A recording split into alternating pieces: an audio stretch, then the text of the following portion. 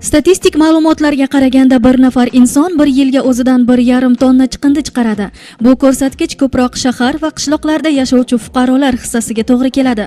Surxondaryo viloyatida Biotexno Eko mas'uliyati cheklangan jamiyati 2017-yilda o'z faoliyatini klaster usulida aynan chiqindini qayta ishlash bilan boshladi. Polietilen paket 100 yilda, temir banka 500 yilda, shisha idish 1000 yilda erib yo'q bo'lishini hisobga olsak, chiqindini saralab qayta ishlash atrof muhit tozaligi uchun shart va zarurdir.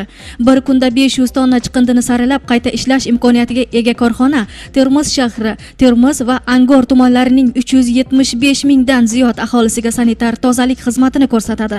Aholi chiqindilarni saralab tashlashi uchun maxsus multiliftlar o'rnatildi. Bu usul chiqindini tashish uchun ketadigan yoqilg'i va vaqtni tejaydi. Shuningdek, kasallik tashuvchi zararkunandalar ko'payishining oldini oladi. Chiqindini qayta ishlash o'ta muhim jarayon. Masalan, 1 tonna qog'ozning qayta ishlanishi natijasida 700 ta daraxt saqlab qolinadi. Plastmassa va baklashkalarning o'zidan 200 xil mahsulot tayyorlash mumkin. Chiqindi to'planadigan poligonlarda yuqori texnologiyali fabrikalar ishlaydi. Saralashdan ham ortib qolgan qayta ishlanmaydigan chiqindilar briket holatiga keltiriladi. So'ng yer osti qazilib maxsus plyonka to'shaladi.